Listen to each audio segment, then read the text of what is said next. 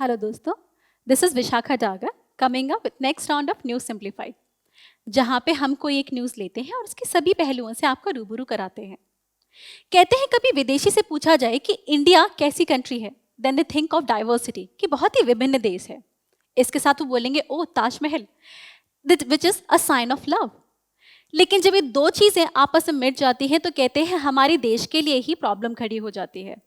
Diversity ही हमारी दुश्मन बन जाती है।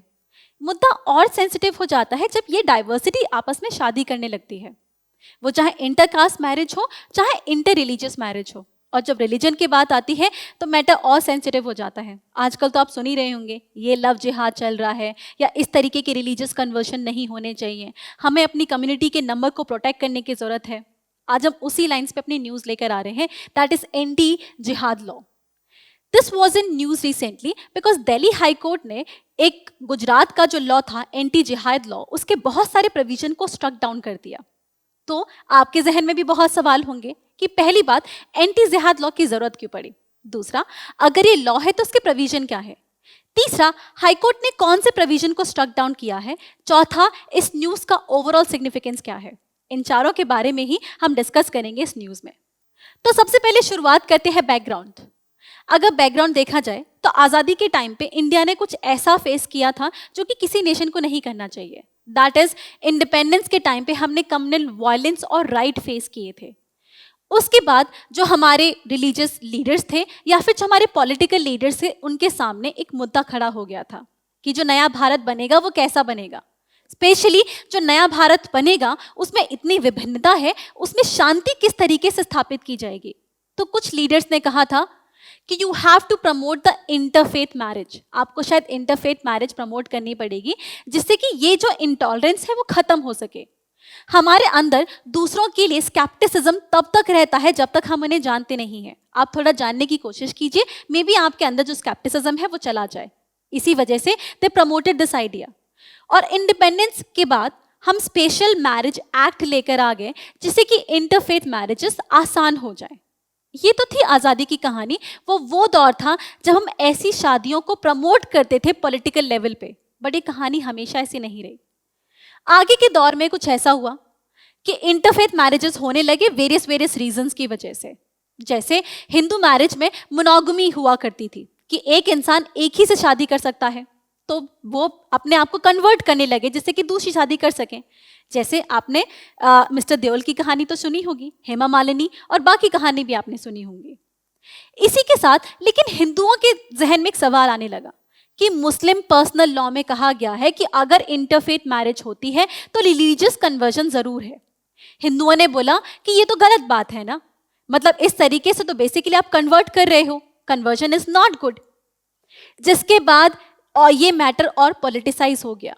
किसी भी कहानी में या फिर किसी भी देश में उसका जो सामाजिक तंत्र है वो कैसा है, वो काफ़ी हद तक उसके पॉलिटिक्स पे भी डिपेंड करता है।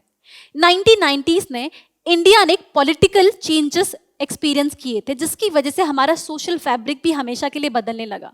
1991 की जो पॉलिटिक्स थी वो काफ़ी हद तक कम्युनल हो चुकी थी एंड पॉलिटिक्स ओरिएंटेड हो चुकी थी। आपने मंडलाइजेशन ऑफ पॉलिटिक्स देखा, साथ में कार सेवक ने जो किया वो भी आपने सुना होगा। उस तरह की पॉलिटिक्स में वोट बैंक पॉलिटिक्स में लव जिहाद जैसा मैटर और खड़ा होने लगा। 2011 या फिर 2021 में आप देखें तो मैटर बहुत बड़ा हो जाता है। लव जिहाद कुछ नहीं, लव जिहाद कहते हैं एक तरीके का प्रोपेगेंडा है जब आप मानते हैं कि जो मुस्लिम मैन है वो जानबूझ के हिंदू वुमेन को फंसाता है जिससे कि वो उसे कन्वर्ट कर सके, और इस तरीके की धारणा से ये लॉ लाए जाते हैं। बट ये जो स्केप्टिसिज्म है ये पॉलिटिकल लेवल तक जा चुके थे। वोट बैंक पॉलिटिक्स चाहती थी कि इसको भी थोड़ा सा ना इनकैश किया जाए, जिसकी वजह से हमारे एंटी जिहाद लॉ हो जाते हैं। अब कुछ मैटर वैलिड भी थे, कुछ ऐसा हुआ भी था कि किसी किसी जगह पे फोर्स कन्वर्जन हुए थे। साथ में कुछ लोगों को ऐसा लगने लगा कि लव जिहाद की वजह से जो सैंक्टिटी ऑफ मैरिज है वो बर्बाद हो रही है। शादी तो प्यार के लिए होनी चाहिए, रिलीजियस कन्वर्जन के लिए नहीं।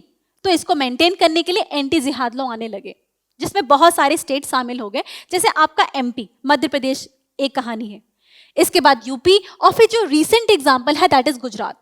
गुजरात का जो एक्ट है उसका नाम है Gujarat freedom of religion act of 2021। अब जरा जान लेते हैं ये लॉ क्या है। इस लॉ को आप समझ जाएंगे तो आप मोस्ट ऑफ द स्टेट्स के एंटी जिहाद लॉ समझ सकते हैं। तो उसके एक एक सेक्शंस के बारे में डील करते हैं। सबसे पहली बात, ये लॉ आया था to penalize the force of fraudulent marriage for the conversion. अगर कोई भी ऐसी शादी हो रही है जिसमें फोर्स कन्वर्जन हुआ है या फ्रॉडुलेंट कन्वर्जन हुआ है, मतलब मैरिज में आपको ल्यूर दिया गया, आपको इतने पैसे दे देंगे, शादी कर लो और कन्वर्ट हो जाओ, तो उन सारी शादियों को पीनलाइज करने के लिए लॉ आया था, जिसके लिए बहुत सारे सेक्शन आ गए। जैसे सेक्शन 3, सेक्शन 3 डिफाइन करता है कि फोर्स मैरिज क्या होती है या फ्रॉडुलेंट मैरिज क्या होती है। पैसे देके शादी करना, किसी को धमकी देके शादी करना, ये फोर्स मैरिजेस होती हैं। सेक्शन 4 आपका पनिश करता है। सेक्शन 4 की पनिशमेंट कुछ ऐसी है, अगर इस तरीके की शादी में कोई इंगेज होता है तो उसको 3 साल की सजा हो सकती है, जो कि 5 साल तक बढ़ सकती है। 50,000 का फाइन देना पड़ सकता है, जो कि 2 लाख तक बढ़ सकता है। साथ में 4 साल की सजा होगी अगर वो माइनर है किसी केस में। तो ये है इसका सेक्शन 4। साथ में सेक्शन 4B में बोला गया है कि पनिशमेंट काफी नहीं है, इस तरीके की शादी भी नल एंड वॉइड हो जाएगी, उसको माना नहीं जाएगा। सेक्शन 4C में बोला गया अगर कोई इंस्टीट्यूशन या कोई ऑर्गेनाइजेशन इसमें शामिल है तो उसको भी इसमें पनिशमेंट मिलेगी, उसको भी ट्राई किया जाएगा। और सेक्शन 5 में डिस्ट्रिक्ट मजिस्ट्रेट की जिम्मेदारी बढ़ा दी जाती है। उसकी जिम्मेदारी क्या है, अगर इस तरीके की शादी हो रही है तो वही उसको पहले, मतलब उसके पास वो जाना होगा, वही इसको सर्टिफाई करेगा। दूसरा, अगर ऐसा इंसान जो कि कन्वर्ट कर रहा है तो उसको भी डीएम से कंसेंट लेनी पड़ेगी या सर्टिफिकेट उसको वहां से लेना होगा। तो ये सब थे डिस्ट्रिक्ट मजिस्ट्रेट के रूल। साथ में बर्डन ऑफ प्रूफ इस केस में एक्यूज्ड पर आ गया। आपको बता दूं, इंडियन एविडेंस एक्ट में बर्डन ऑफ प्रूफ एक्यूज पे नहीं होता, कंप्लेनेंट पे होता है। इसमें लेकिन अक्यूज पे ये बर्डन ऑफ प्रूफ आ गया कि अगर इस इंसान की शादी किसी हिंदू लड़की से हुई है तो उस आदमी, मतलब जिसने शादी की है, जिसमें किसी और ने कंप्लेन किया है कि देखो इन्होंने ने शादी कर ली और इस बंदे ने इस लड़की से शादी की, फोर्स कन्वर्जन, मैं पड़ोसी हूं, मैं पड़ोसी हूं, उन दोनों की शादी के अगेंस्ट आके मैंने कंप्लेन कर दी। मेरी इंटेंशन कैसी भी हो सकती है, मैं बदला लेना चाहूं, या मुझे पसंद ही नहीं था, या लड़की मुझे पसंद हो या लड़का मुझे पसंद हो। Now in that case complain मैंने की है, लेकिन बर्डन ऑफ प्रूफ उस लड़के के ऊपर है साबित करे कि नहीं, ये फोर्स मैरिज नहीं थी। तो ये मियाँ बीबी राजी, तो क्या करेगा, काजी वाला हिसाब नहीं है, काजी इसमें जाके एक्चुअली इंटरफेयर कर सकता है। तो ये था ओवरऑल एक्ट समझ में आ गया। तो आप ये भी समझ सकते हैं कि कौन से जो एक्ट है उनको स्ट्रक डाउन किया है। ये मैंने जितने एक्ट पढ़े इसमें से most of the acts Gujarat high court ने स्ट्रक डाउन कर दिए हैं। जैसे पहली बात डेफिनेशन में हाई कोर्ट ने कहा कि जो अगर कंसेंट शामिल है, अगर किसी भी तरीके से वो बोल देता है कि हाँ मेरी रजामंदी है, तो बस इतना काफी है, इसके बाद वो मैरिज कभी फोर्स या फ्रॉडुलेंट नहीं मानी जाएगी। आप पैसे या इस तरीके का धोखा नहीं दे सकते। दूसरा, इसमें बोला गया कि अननेसेसरी हैरेसमेंट ना हो, इसके लिए और प्रोविजन में ये बोला गया कि जो आपका बर्डन ऑफ प्रूफ वाला जो सेक्शन है उसको हटाने की जरूरत है। That means burden of proof accuse पे नहीं होगा, क्योंकि इंडियन एविडेंस एक्ट ही ये नहीं मानता। इंडियन एविडेंस एक्ट तो बेसिकली मानता है कि कंप्लेनेंट को ये प्रूव करना चाहिए या उसके पास बर्डन ऑफ प्रूफ आता है, तो उनको हटा देता है। इसके साथ various other provisions like section 3, 4 और जो आपका 6A है, ये सब हट जाते हैं। तो ये था अब तक का एक्ट और वो जो गुजरात हाई कोर्ट ने किया। अब जरा जानते हैं कि इसका सिग्निफिकेंस क्या है, इससे बेसिकली क्या फर्क पड़ता है।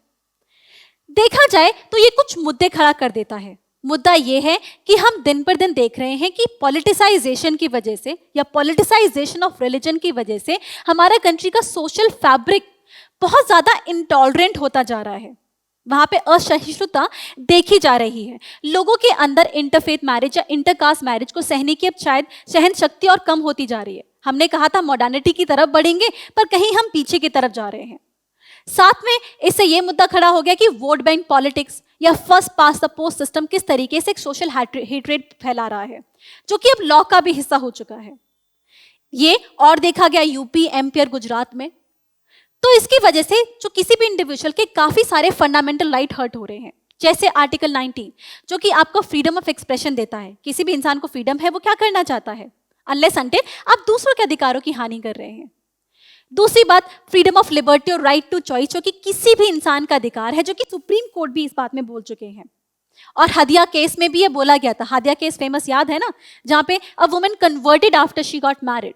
Now in that case court said that कि पर्सन के पास राइट है. Now this article 21 is actually given violated there. फिर article 25 that is freedom of to practice, propagate and profess religion. इस केस में ये भी हर्ट होता है और इन तीनों अधिकारों को किसी भी इंडिविजुअल का इस पे हक बनता है ना. इन सब के बाद जो एक मुद्दा सबसे बड़ा खड़ा हो जाता है कि क्या करना चाहिए. पहली बात, जब अगर मुद्दा इतना सेंसिटिव हो, इट इज वेरी इंपॉर्टेंट कि सोसाइटी में ऐसे केस में डिबेट की जाए. दूसरा, ओवरऑल स्टेट की रिस्पॉन्सिबिलिटी बनती है कि वो सोशल हार्मनी बढ़ाए, वो इस तरीके के डिफरेंसेस को कम करे. साथ में अगर हाँ रिलीजियस कन्वर्शन हो रहे हैं और फोर्स्ड हो रहे हैं तो ये किसी के लिए भी गलत है. स्टेट को वहां पे एक्शन लेना चाहिए, पर जितना हो सके उसमें कानूनी हस्तक्षेप की जगह थोड़ा सोशल इनिशिएटिव लेने की जरूरत है. ना दैट इज फॉर ऑल.